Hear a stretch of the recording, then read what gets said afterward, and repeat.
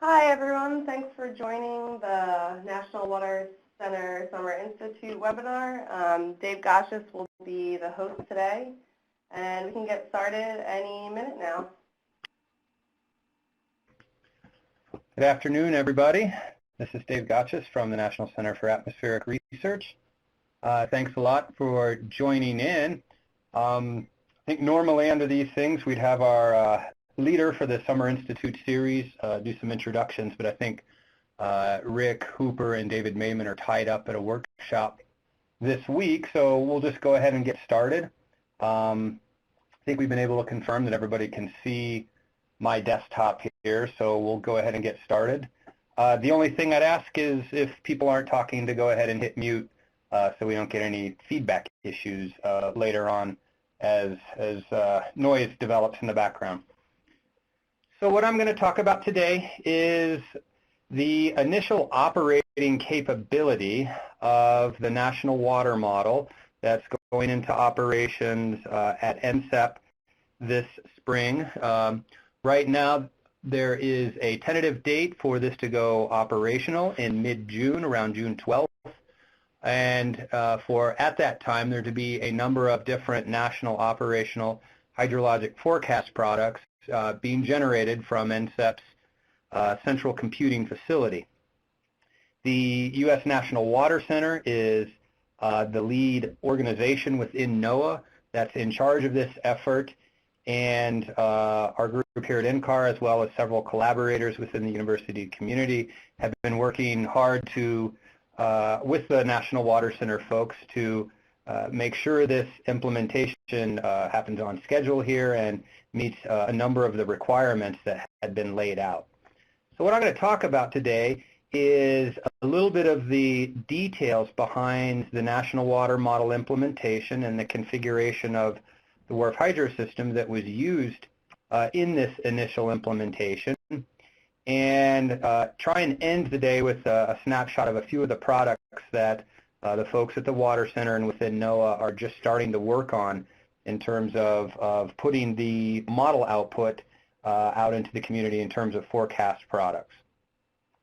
So the overall outline is going to be as follows. There will be a number of service-driven goals that this national water modeling effort is aiming for, and I want to go through those as has been articulated by the folks at the National Water Center, so that it provides a bit of background and understanding for why some of the modeling decisions were made that have been taken in this initial effort. We'll give a quick general overview of the WRF-Hydro system. I'm not going to go into a lot of detail of it here. We've actually had some quasi-webinars on WRF-Hydro in the past, and there's a bit of documentation out there and some publications that folks can review or turn to for some more in-depth details on the modeling architecture. So I'll just briefly mention some of the aspects that are relevant to this initial operating capability, or the IOC configuration as it's being implemented for this summer. So then we'll move on to number 3 in the outline here, which is to talk a bit more about the domain setup, what's being done in terms of initial data assimilation, and what's being done in terms of initial reservoir and channel representation in the model. We'll talk briefly about what has been constructed in terms of meteorological forcing data. There are a variety of different forecast configurations that are being set up for the initial implementation or the initial operating capability, and so I want to try to touch on those as much as possible, because obviously the skill of the hydrologic forecast becomes intricately linked to the skill of the meteorological forecasts. And then lastly, I'll talk a little bit about some of the model evaluation activities that have been undertaken to date, and again, touch base on some of those products that I mentioned before. So with that as an overview, I'll go ahead and get started here. The goals of the National Water Modeling effort are really ones that are designed to augment a number of the different capabilities that already exist, either within river forecast centers or other forecasting activities or entities within either NOAA or its partner agencies. And so really the top-level goal here is to provide operational streamflow guidance for what is called currently underserved locations. And so one of the best examples of this is that every day the river forecast centers within NOAA and the Weather Service generate streamflow forecasts at points around the country on a very regular basis. And at any one time, there's about 4,000 of these forecast points. Some of those forecast points are apparent during different times of the year, depending on what's going on, and additional forecast points may be added if there's a particular event or situation that warrants. But there are also a lot of places around the country which do not have much streamflow guidance. And so the attempt at a national water modeling effort is to try to provide some kind of baseline information and then over time improved information for streamflow behavior and streamflow processes at those underserved locations, so across the nation's entire network of waterways. A second goal is to provide spatially continuous estimates of hydrologic states for the nation. This is through enhanced accounting of most of the major water cycle components, although one could certainly say there are certain things that are represented more or less better than others. But basic things like a unified snowpack analysis, soil moisture, channel flows, major reservoir inflows, as well as some information on flood inundation. And so already within the Weather Service enterprise, there are a number of different products that target various aspects of these kinds of water cycle variables.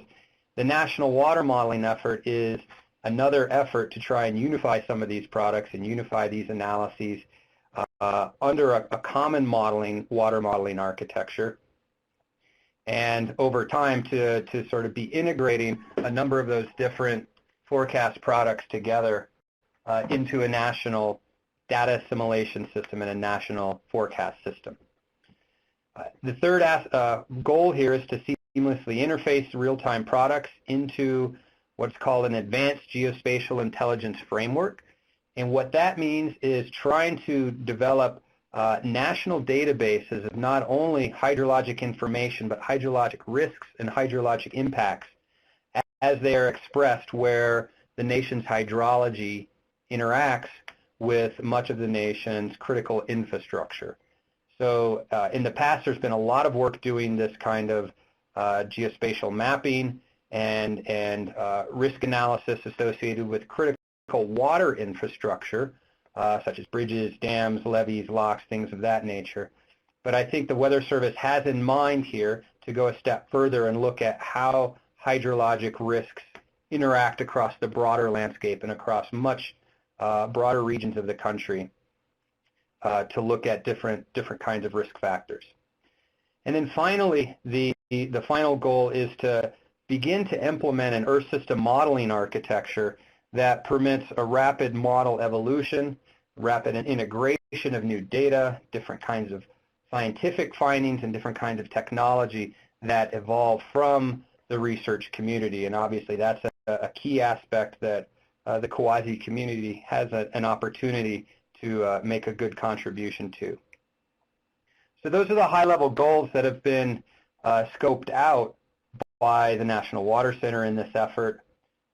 And in doing so, the goal here from the NOAA perspective is to be transferring forecast information down in scale all the way starting from the global weather and global climate predictions that come out of NCEP or the Weather Service every day in terms of the kinds of forecast models that they run, being able to map that down to the national scale, down to regional scales and watershed scales, and ultimately down to street level impacts where people live, lives are at risk, properties are at risk, and where decisions need to be made.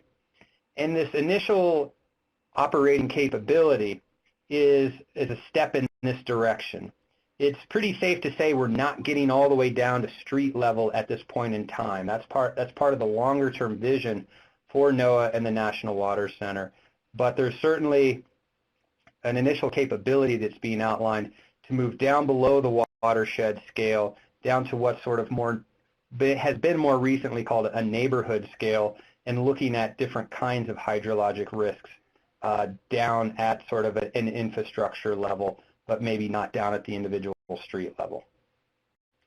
An example of this is given in this next slide here. What you're looking at is a flash flood event from July 11th of 2015, where there was a significant flood event in Kentucky, up sort of in the hill country, and there were several different fatalities that existed within this.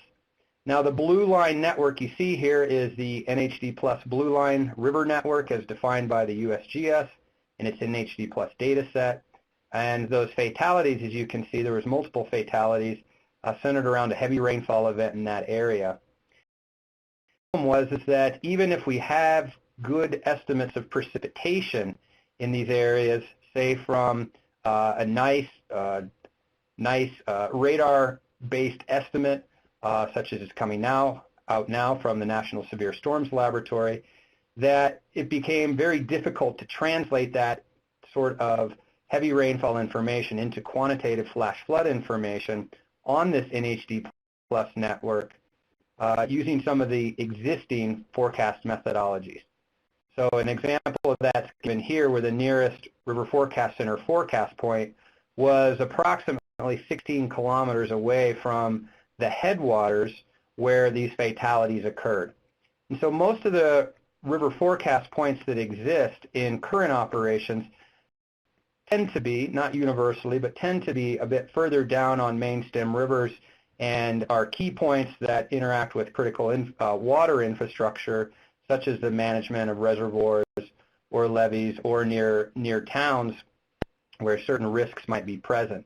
And it's trying to provide this kind of information in a continuous way across the country, which is what this new effort is really aimed at. How would, in this particular case of this Kentucky floods, how would that flood information have differed from a national high-resolution model, which was attempting to resolve or to simulate water flow on this entire NHD plus network?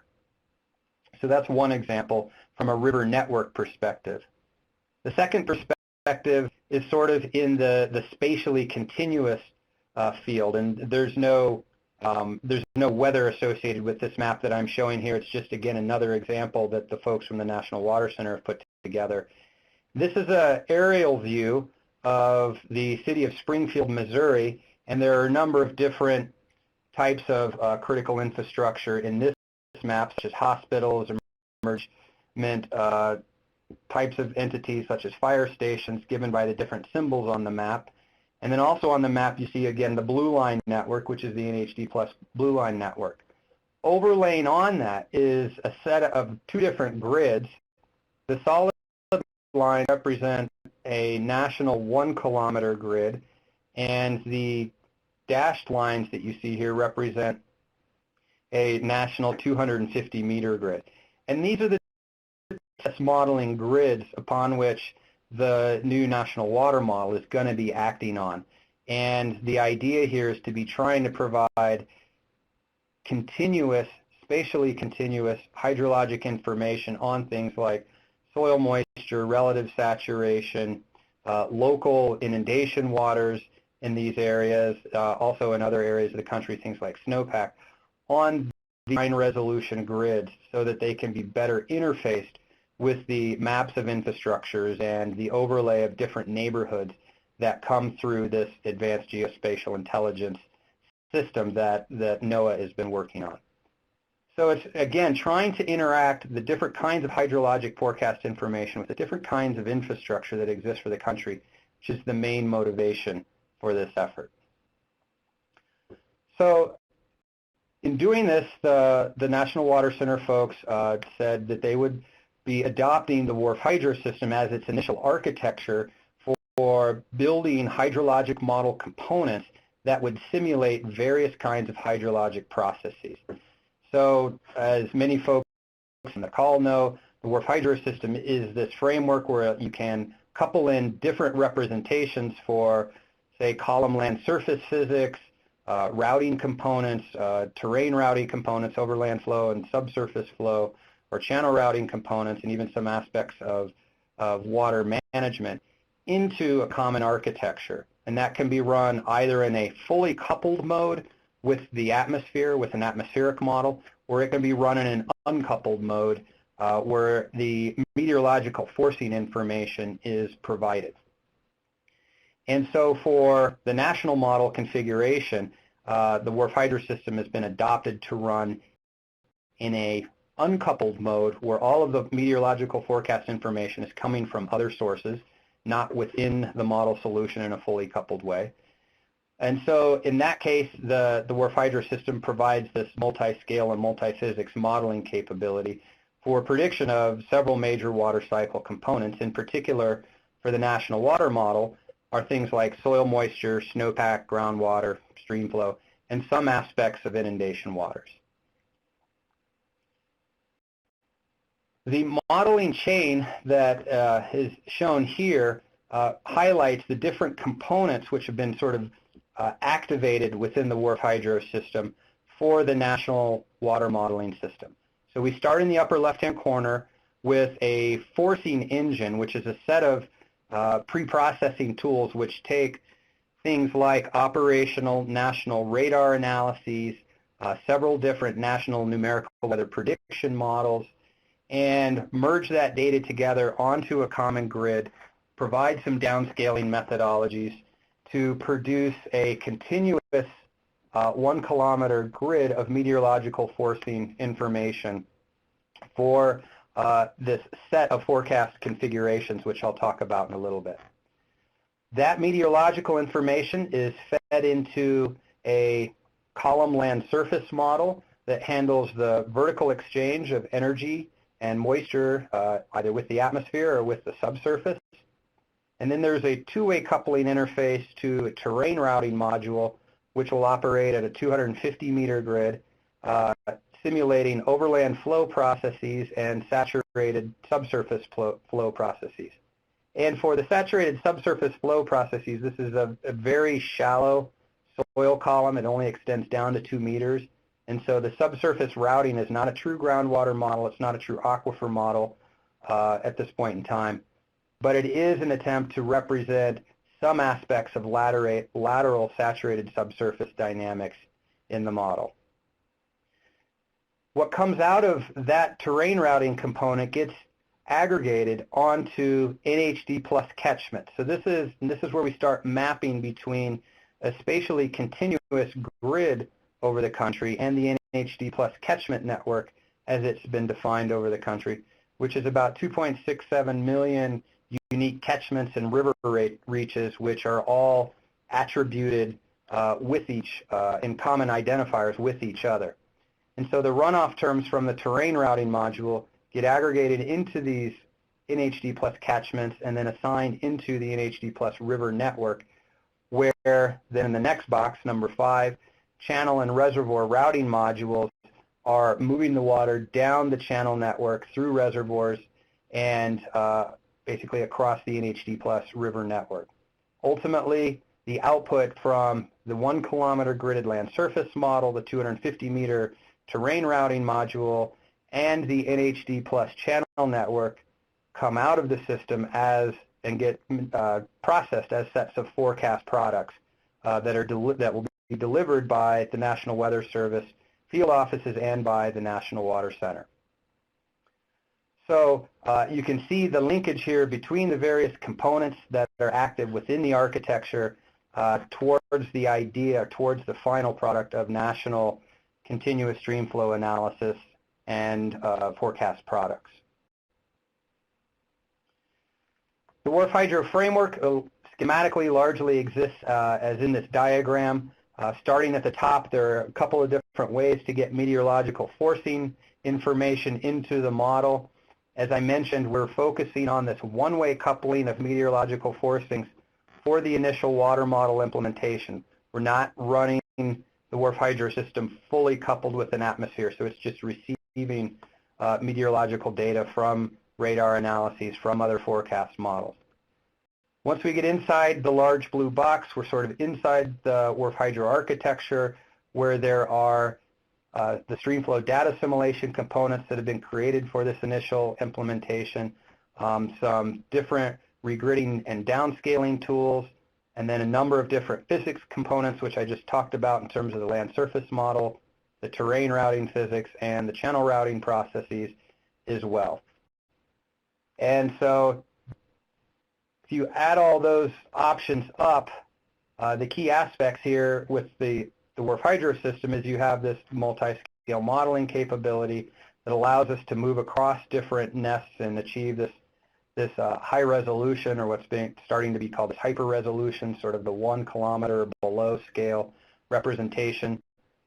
There's multiple physics options within the architecture, but again, only a small subset have been identified for activation during the initial national water modeling capability. There is a capability then within the system to move between grids of different resolutions, as well as between regular grids and completely irregular objects such as catchments. And so the model is not restricted, the modeling architecture is not restricted to just a simple grid. It is able to run on unstructured meshes as well, such as catchments or other irregular features. And then just to wrap up on that, a lot of work has been done over the last couple of years to try to improve the high performance, the computing speeds at large computing system implementation, so that the code scales well effectively out to several thousand cores.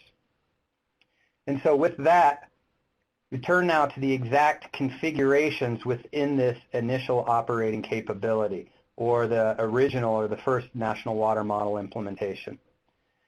So what you see on the right-hand side then is a map of the domain of the initial national water model implementation. You can see it extends well beyond just the contiguous United States. It goes up into Canada a ways, and it goes down into Mexico a ways. And the main reasons for that are to make sure we get all of the waters that are tributary into the United States. But in addition to that, there are some out-year plans to be having some more detailed interactions with the Environment Canada in Canada, and the Mexican Weather Service and Mexican Water Agency within Mexico. And so there are some areas around which are identified as good places for handing off of hydrologic information and data exchange. What you see in the shaded colors then, not in sort of the background terrain map, are the areas that are tributary into the NHD Plus version 2 streamflow network. And so that was obviously the top priority, and is to make sure that all of that region was covered. And so within the entire domain, on all land points, there is this 1 kilometer NOAA-MP land surface model. It is parameterized by the USGS National Land Cover Dataset, version 2011 for land cover types, the 1 kilometer StatsGo soil dataset over the U.S., and there's a different FAO, coarser resolution FAO dataset for outside of the U.S. And in version 1.0, there is a fixed annual cycle of vegetation structure that has been implemented. In future versions, there is work underway to implement dynamic vegetation structure as observed by particularly MODIS satellite information, but that will not be active in version 1. So version 1 will have a fixed annual cycle of vegetation structure. Over the same modeling domain, then, there is this 250-meter gridded routing domain that interacts with the 1 kilometer land model grid. And the overland flow methodology associated with that is a steepest descent diffusive wave overland flow scheme, as well as a steepest descent saturated subsurface flow scheme in that 2-meter soil column. Again, the runoff terms from the terrain routing scheme get aggregated into the NHD Plus catchment system, where there is a fairly simple, highly parametric base flow parameterization that is active to account for base flow processes, to couple in or in addition to the surface overland flow processes. Once we get in the NHD Plus channel network, then there's a Muskingum-Kunj-based methodology, which was sort of a next step evolution of what was done last year during the National Water Center Kawasi Summer Institute with the RAPID model, which used a Muskingum-based methodology for routing on the NHD Plus network. And then also outside of the U.S.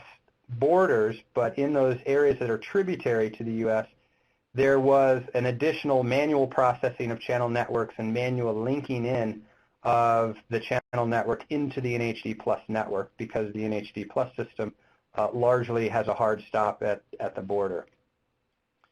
Some 1,600 reservoirs have been identified as priorities for implementation into the first version of the National Water Model. So those are reservoirs that are linked into the channel routing scheme, this NHD Plus oriented channel routing scheme. And I'll talk a little bit more about that in a minute.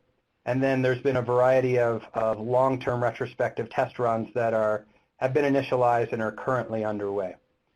So that gives you a basic idea of the model concepts or the model components that are active in this initial implementation, and some of the baseline land surface data sets which are also being activated. Now I want to talk a little bit about how the model's configured for different types of forecast cycles. So there are 4 different cycles of the model that will be operating in real time at NCEP. One of those is an analysis and assimilation cycle that brings all hydrologic states up to the forecast initialization time, say time 0.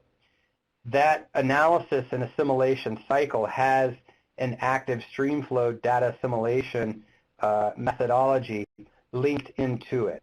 That assimilation cycle will cycle hourly. It will go back 3 hours before the forecast initialization time, and then assimilate as much streamflow information, USGS real-time streamflow information, as is possible during that period of time to create that time 0 analysis, or as high a quality of time 0 analysis as possible.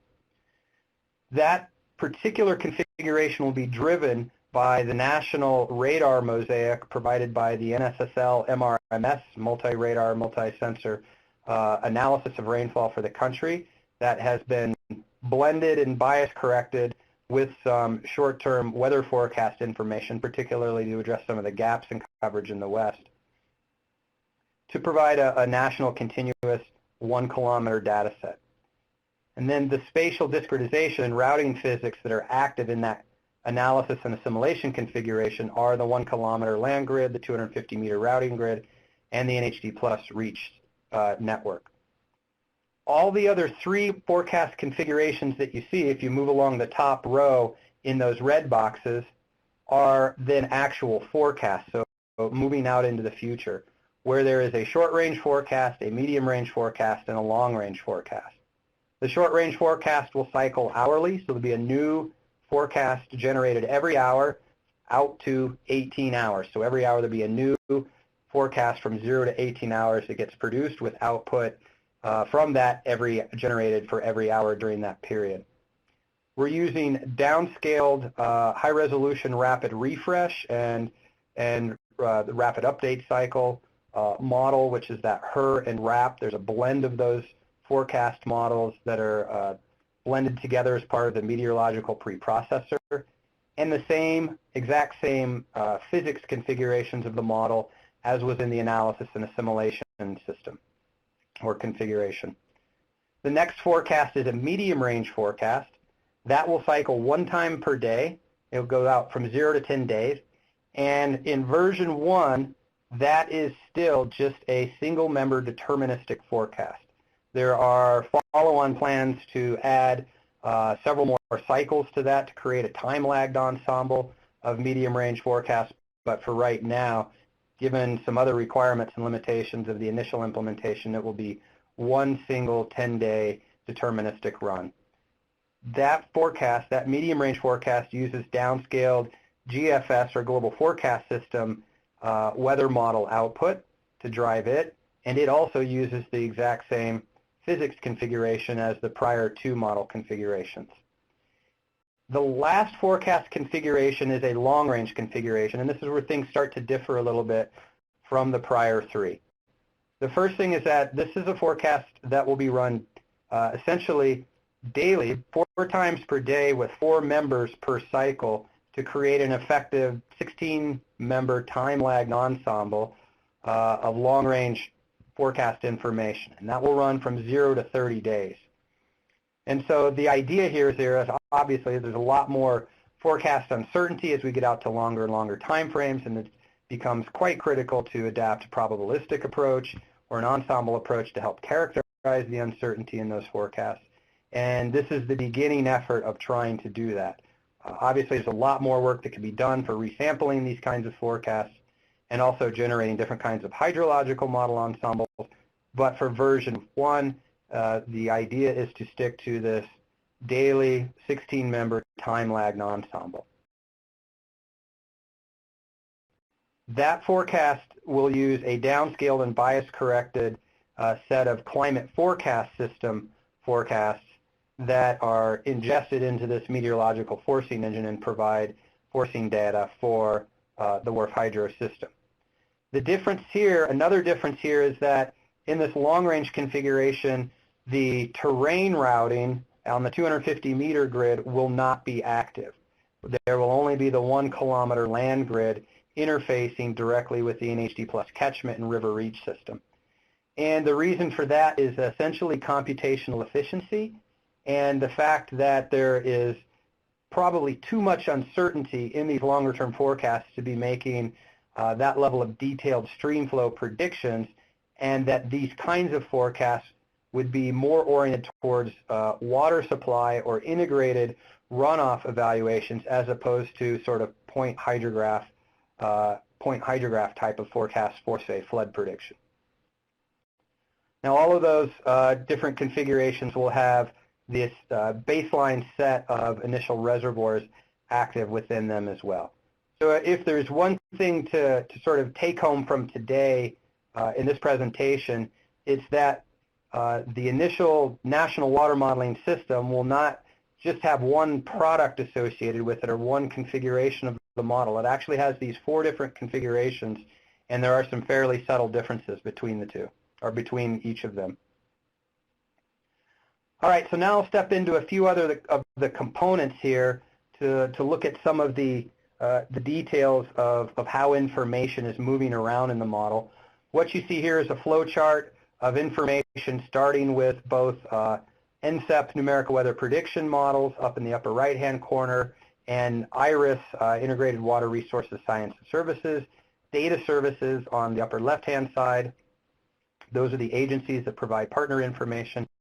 And both of those entities produce either hydrological information or meteorological information that feed into various parts of the national water modeling capability.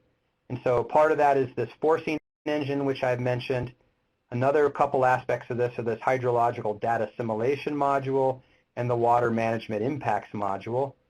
All of those then in turn feed into the forward or the analysis and forward prediction implementations of the WRF-Hydro system. And then what comes out of that are different kinds of products. There's a hydro product engine that the Water Center folks have been working on. There's an entire water resources evaluation service that Water Center folks have been working on. And there's some planned interactions with the National Ocean Service. So we'll talk a little bit about each of these components next. Some of the products that are going to come out of the actual modeling system will be things like this, which is it's a snapshot of percent saturation, total column percent saturation of soil moisture coming out of the 1-kilometer land surface model. And in this case, this is from just a snapshot in time from a retrospective simulation on September 13th of 2013. So this is late summer, early autumn. You can see a lot of different patterns of dry versus wet soils here. In this case, the blue is actually dry and the red is wet. You can see down here in Mexico, associated with the monsoon system, there's a lot of wet soil. And in this area right here is actually the very localized event that occurred in association with the Colorado floods at that period of time. Now, the Water Center folks are busy working up other kinds of visualizations. So these are just some examples that came out of some of the research versions of the modeling system. This image here is an example of snow water equivalent from March 1st of 2015, so just last year. And you can see what the snowpack analysis looked like on this 1-kilometer grid.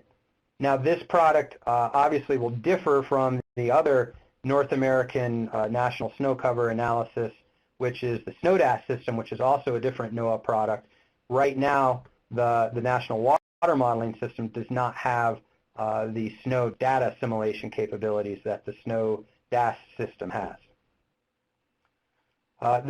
Here is just a snapshot of national stream flow as mapped out on the NHD Plus network, where we've thinned the entire network to order 4 and higher just for visualization. The model is actually running all channel networks, but for visualization it's been reduced in resolution according to stream order.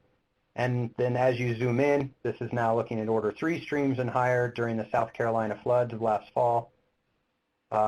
Just to give you an example of what this information is starting to look like. Again, those are research graphics that were put together here at NCAR, and in a future few slides I have some actual products from the National Water Center. So there was a lot of things that had to happen to get the whole system up and running. There was a decision early on not to use some of the other more dynamic methodologies for routing stream flow in the WRF-Hydro system, and instead go to this Muskingum-Kunj methodology and running on the NHD Plus network. There's a variety of reasons for that I won't go into, but suffice it to say, this Muskingum-Kunj methodology gives us a very fast, computationally fast and stable methodology for estimating stream flow down this entire 2.67 million reach network. When we moved from the gridded diffusive wave to this reach-based Muskingum-Kunj, we got a 60% increase in computational performance. We were able to do some initial enhancements to speed up this system by about 30% over what was done last summer for the first NIFI, or Summer Institute program, and so this helped us meet some constraints we had to put things into operations at NCEP in terms of computational speed. There were a lot of issues associated with using the NHD Plus network, though, that had to be resolved or at least dealt with, and so there was a lot of geographic information system, GIS preprocessing, that had to go into this. I'm sure plenty of the folks on the call who've had to deal with NHD Plus and channel network routing are well familiar with many of those issues. We had to develop these mapping functions between the 1 kilometer land model and the 250 meter routing grid and the NHD Plus catchments, and we learned a lot of that from the work that was done by Cedric David and the folks at UT Austin in what was done during last year's Summer Institute, where the RAPID model was used to do that kind of methodology. A bit of work was involved also in looking at how USGS stream gauges are mapped and snapped into the NHD Plus network, as well as analyzing the quality control or the quality aspects of that real-time stream flow data so that they can be used for data assimilation. And the Water Center folks, as well as some folks here at NCAR, spent a lot of time developing initial sets of quality control algorithms to deal with that in real time on NCEP's supercomputer. There was a lot of work also done to generate the channel network outside of the U.S., and that work is actually now completed. So here's just an example then of some artifacts that folks should not be surprised to see when the forecast information starts coming out later this summer.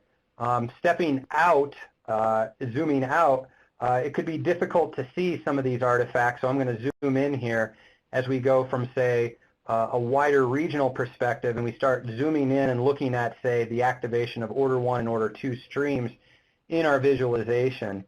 And this is a good example of that. So this area of southern New York, you can see these fairly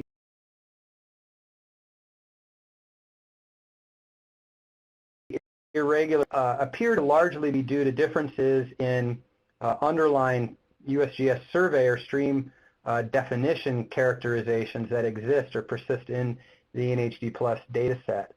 And so there are actually distinct differences in channel density in several areas of the country as you start to zoom in and see and visualize the entire network, and folks need to be aware of some of these artifacts. And now I'm guessing that the USGS has long-term plans, and I know they're moving on to future versions of the NHD data sets, and so I'm guessing many of these issues will be resolved in future versions. But for the version that's going into operations this particular year, folks need to be aware of this. Next is, I'll talk briefly about the Water Management Impacts module. As I mentioned, this is only about 1,600 of the nation's reservoirs. It's most of the large reservoirs. However, there were some complexities in some of the large reservoirs for the country in terms of how they were being defined within the NHD plus water body feature layers, which precluded our being able to use those in operation. So there is a chance that your favorite reservoir may not be represented or captured in here, or it might be. Nevertheless, even if it is captured, at least in terms of a representation or a definition of that reservoir object, the operation of these reservoirs is done in a very, very simplified and passive way in this initial version of the model. Essentially, we have a reservoir object which fills and spills according to a couple of different discharge criteria.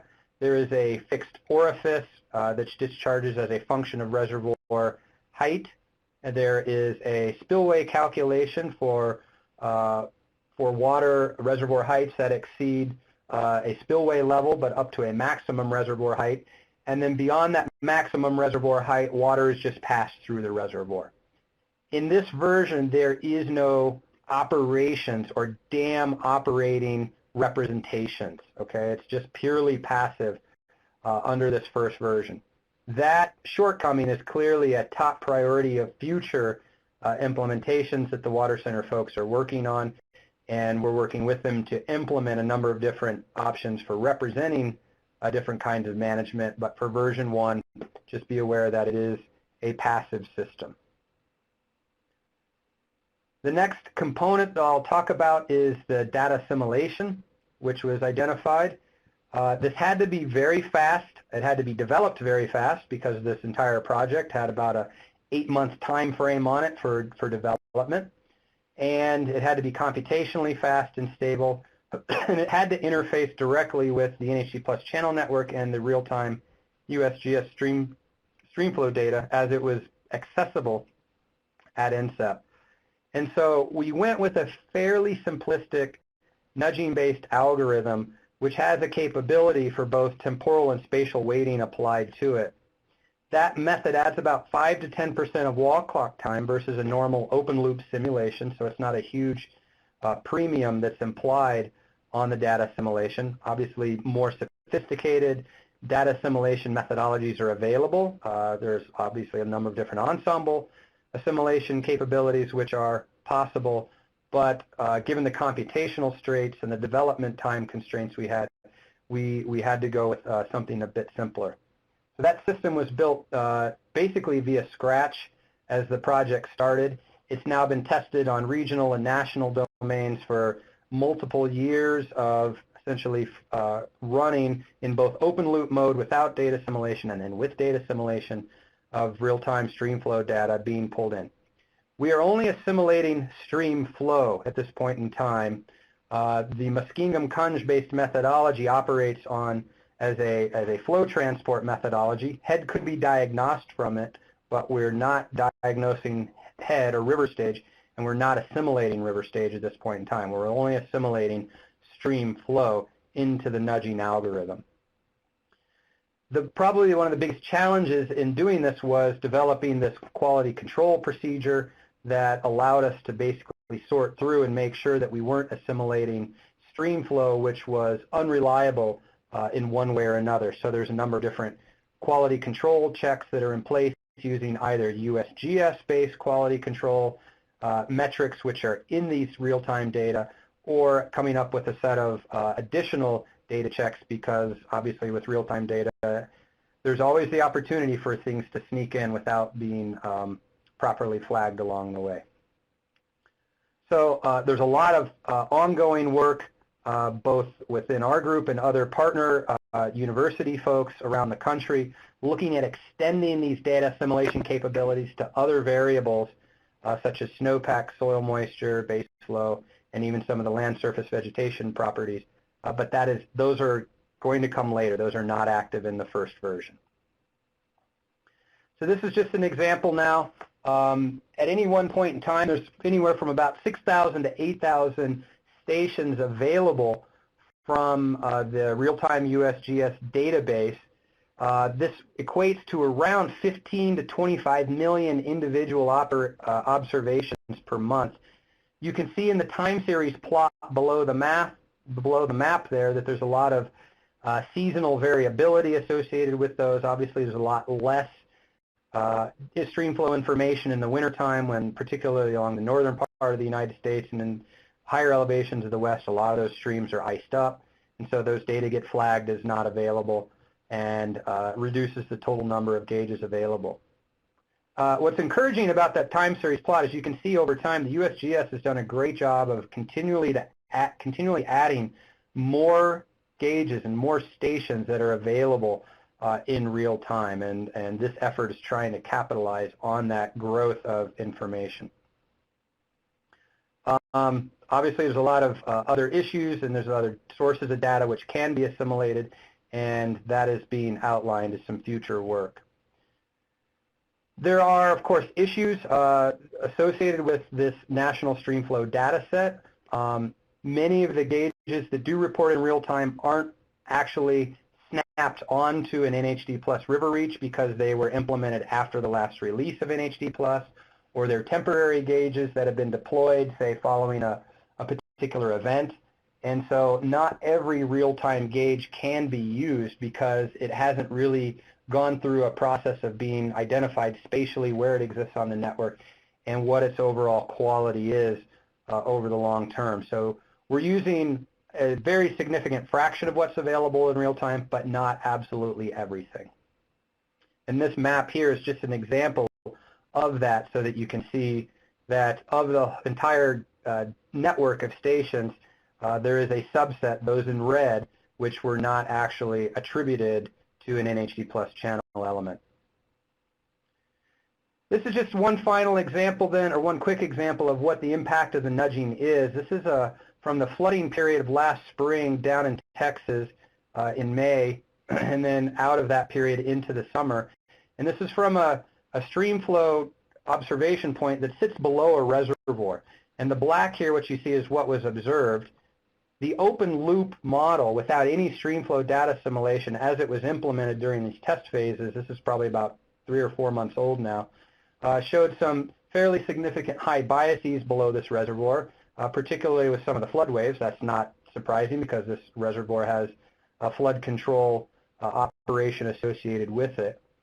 When we go and implement the nudging, you basically get at that station that the model solution with the assimilation follows the observations exactly, except in these periods where there's these little green spikes that you see where there was no stream flow information.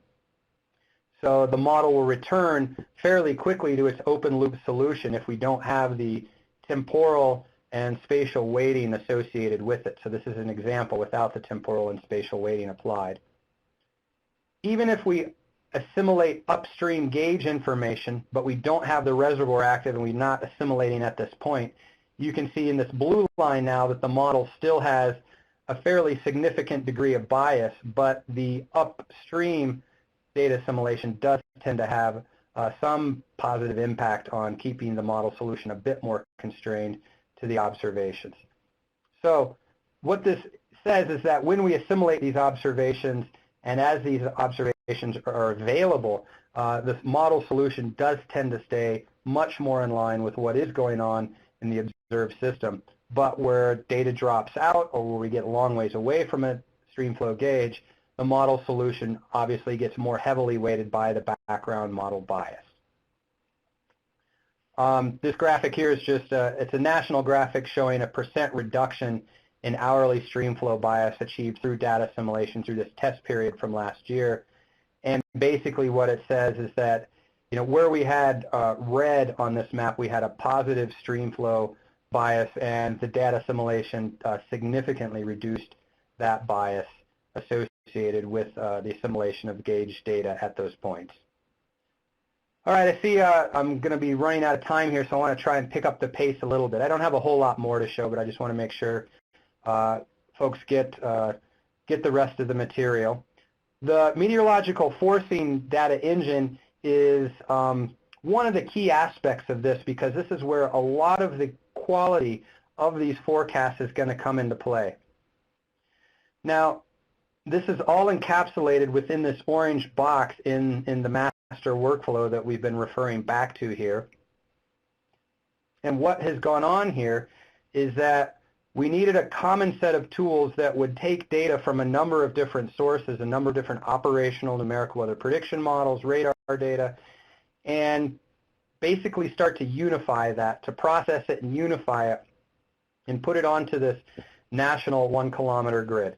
So the NOAA MP land surface model needs temperature, humidity or mixing ratio, pressure, wind speed, short and long wave radiation, and precipitation to drive the land surface scheme.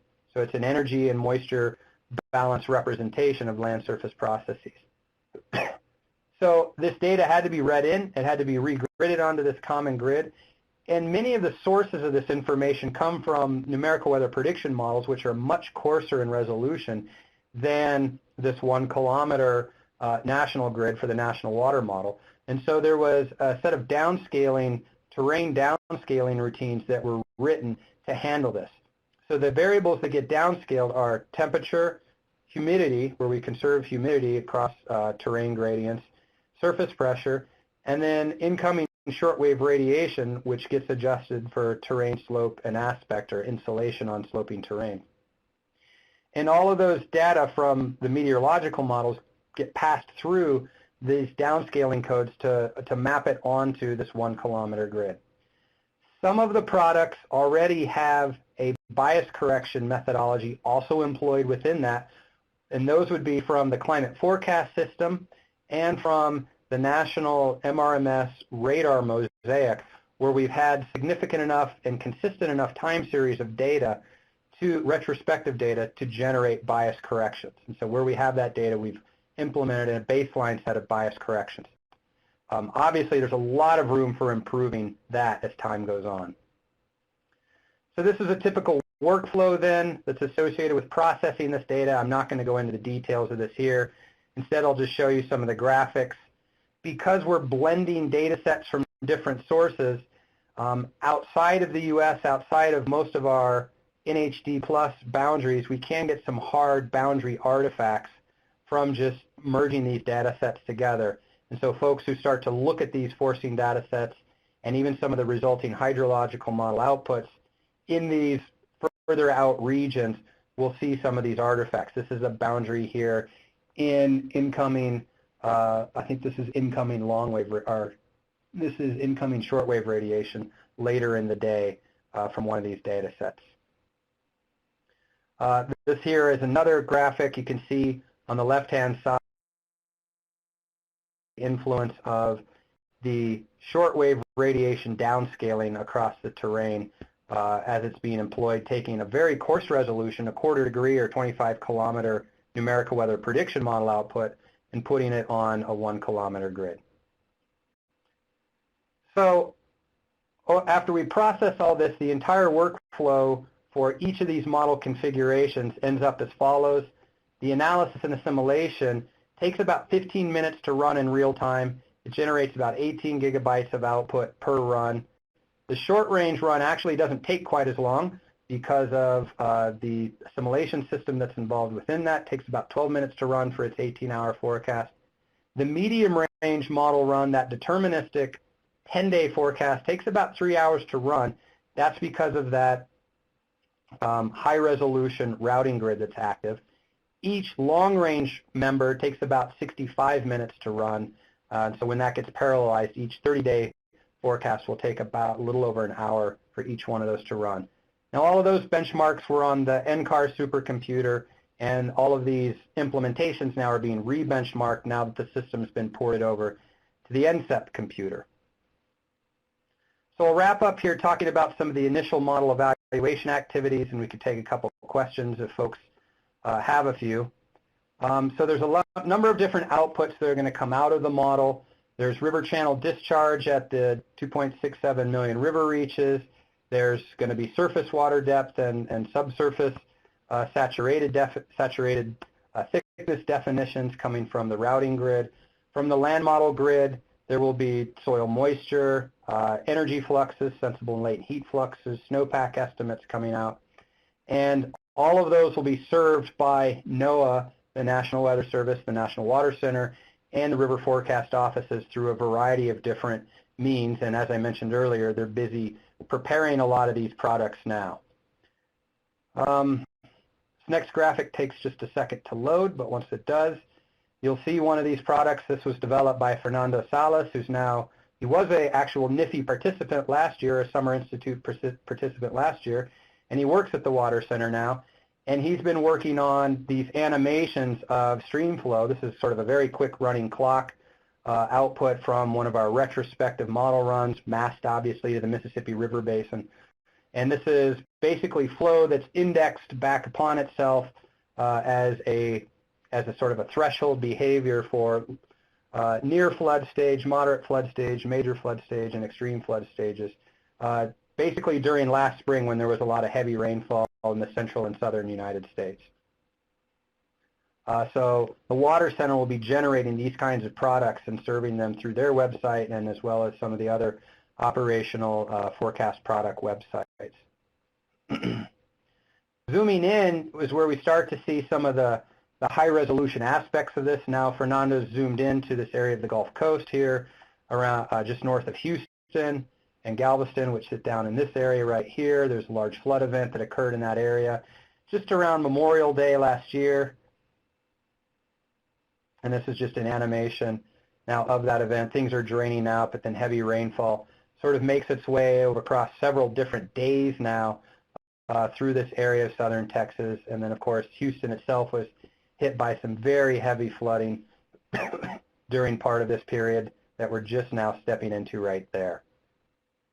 And so it's now trying to get to this capability of providing stream flow down at the so-called neighborhood level, which is where, again, this is all oriented.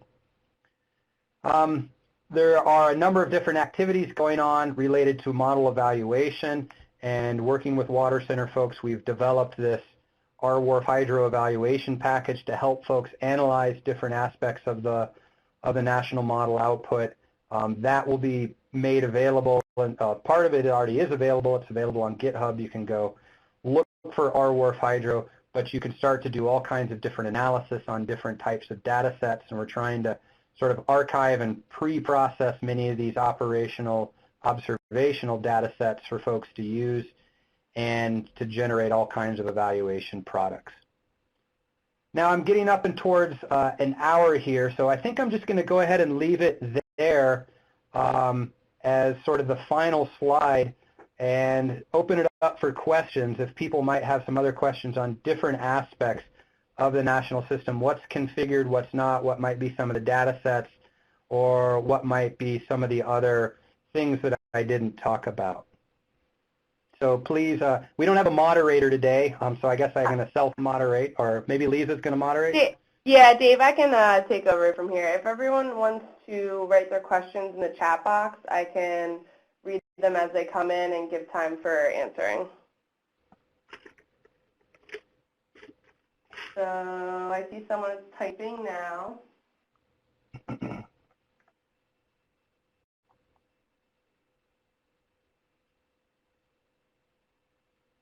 All right, we've got our first question coming in.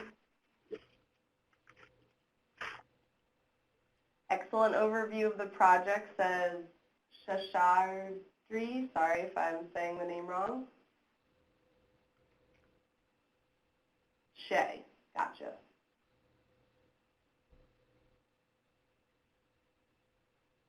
Thank you, Shay. Was there a question with that, or just a comment? Just a comment for now, but I believe someone else is writing a question.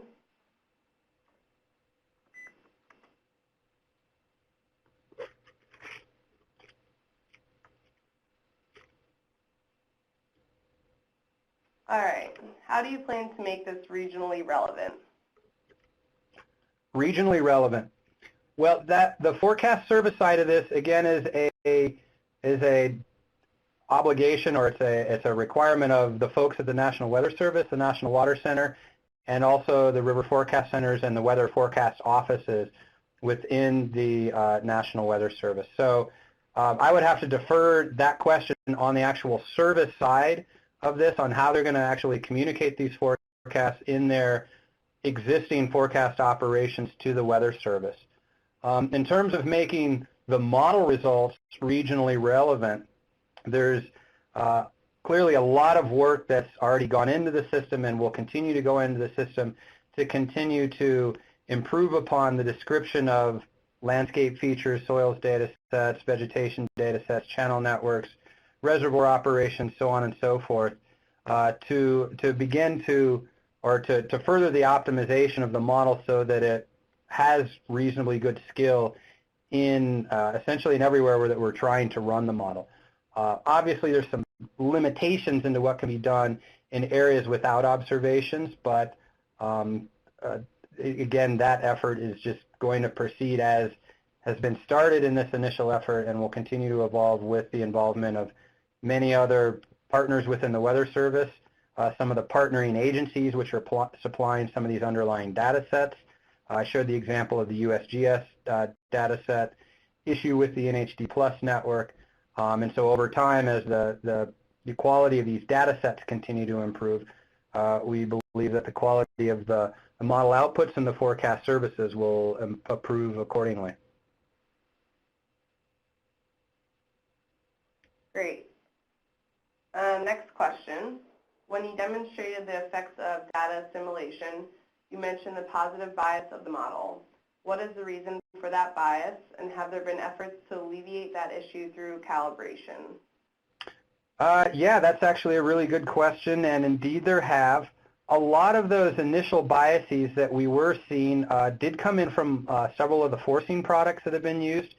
And so Dave Kitzmiller's team within the National Water Center has been busy developing what I talked about earlier, these bias correction methodologies for the several of the forcing data sets that have been created. So we start with a multi-level approach of trying to understand where the bias is coming from before we jump straight to model calibration. And so understanding the biases and the forcings is clearly one of the top level priorities. Doesn't make a whole lot of sense to calibrate a model to bad forcings if we can help it. But beyond that, there is a longer-term calibration strategy that's been identified associated with the national model, which looks at starting with the underlying bias and the long-term water budget associated with the land surface model, and it's coupled in with its terrain routing aspects, so that the long-term water budget is actually gets resolved or improved or calibrated to a fairly unbiased state as much as possible. And then beyond that, we start to get into looking at optimizing some of the flow dynamic parameters, the flow parameters such that the timing of the flow and the overall hydrograph shape and peak flow characteristics are improved. And so it's a multifaceted problem, and it requires a multifaceted solution, and that work is obviously not going to be done overnight, and it's not going to be done right away, even by the time of the first model release. And so we view that model optimization as part of the long-term model improvement activity for the national water modeling effort. Great. Next question. Are all parameters different for the whole national scale? And it looks like there might be a follow-up from Tim for the previous question. So if you want to answer this question now, then we can go back to the other one. Sure. I'm not sure what's meant by are all models, are all parameters constant. It depends on what's being looked at. There are a number of different parameter fields going into the model. So there are different soil types, and different soil characteristics have different parameters. There's different vegetation and land cover types, which all have different parameters associated with them. There are different parameters for, say, the base flow scheme, and those are in the process of being optimized according to different stream flow behavior in different areas, and there are different channel parameters that are specified within the model as well. As part of a first implementation, there are some simplifications to the parameter fields that have been done, such as the first order estimates or the a priori estimates of things like channel geometries are specified as functions of stream order. Now, obviously, as we move forward, there are ways to change those parameter sets to have more local relevance based on local geomorphology or local manipulation of channel systems by human impacts as well. And so over time, the idea is that we move away from these initial default implementations and towards even, I guess, greater spatial distribution of parameters, but there are spatial distribution of most all of the parameters already onto these different spatial frameworks. And the spatial frameworks, again, are the 1 kilometer land grid, the 250 meter routing grid, and then the NHD plus catchment and reach networks. Okay. Previous question, there was no follow-up, just saying, thank you, Dave, this was a great presentation. Thank you, Tim. Good to hear from you. Yeah. Next question, and also saying thanks, Dave, for this great presentation. I have a question for why right now the NWC is not running WRF-Hydro over the Great Lakes. I see land that's a great question, and it hasn't been without discussion. So we thank the person for asking that. Obviously, the Great Lakes themselves are a very complicated system, and there are a number of different things which have to happen to get that system correct. And it was, frankly, I think it was just a bit too much to bite off all at once. And there is really a lot of coordination that needs to happen between the various entities, both within the U.S. and in Canada in particular, to get what would be a viable Great Lakes operational capability stood up within the national modeling system. Now, the folks at the Great Lakes Research Laboratory and the folks in Canada have their own regional models that are set up and working in those areas. So it's really, I think, a matter of coordination and integration, and it's going to take some time to get to before we have what we think is a viable national implementation that includes the Great Lakes, that includes a lot of the water management and infrastructure that operates the Great Lakes. And it was literally just a bit too much to bite off we had about a 9-month development time frame for this operationalization of WRF-Hydro. But I know folks within the Water Center and within GLERL, the Great Lakes Laboratory, and within Environment Canada have been having a lot of discussions about this, and so it's certainly something that is on the back burner and probably moving up to a front burner before too long.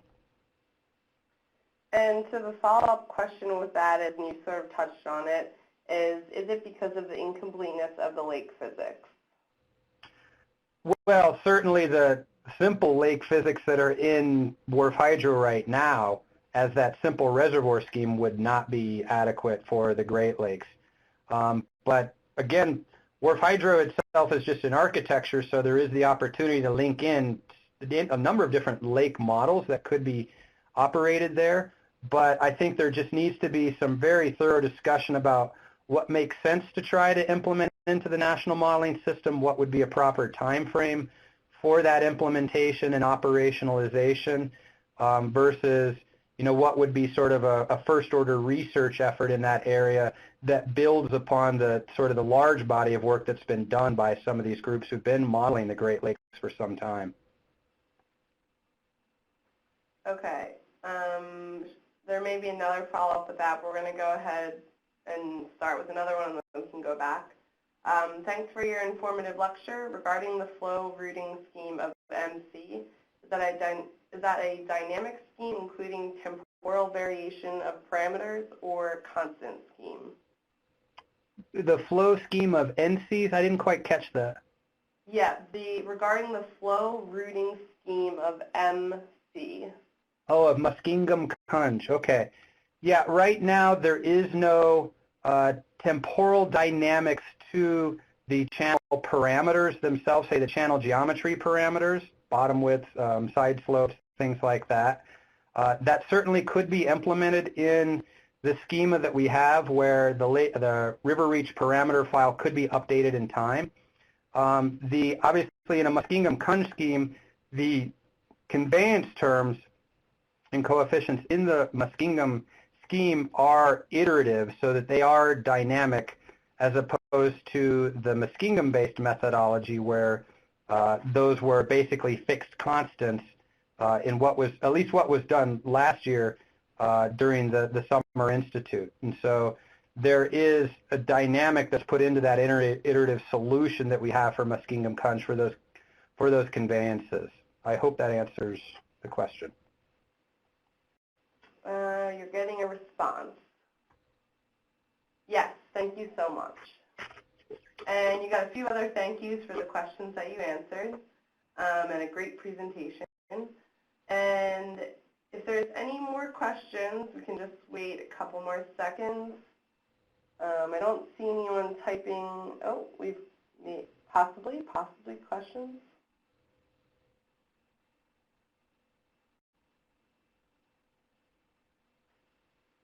Yes.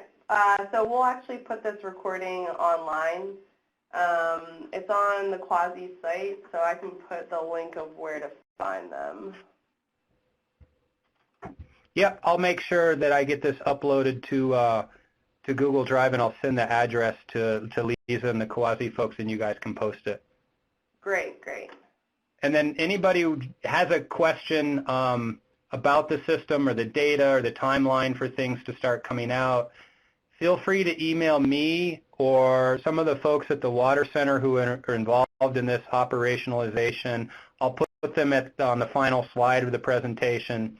That would be Ed Clark and Brian Cosgrove of the National Water Center, and we'll try and get answers to folks as soon as we can. And for those folks who are participating in the Summer Institute, you'll obviously be getting a lot more of this as time goes on.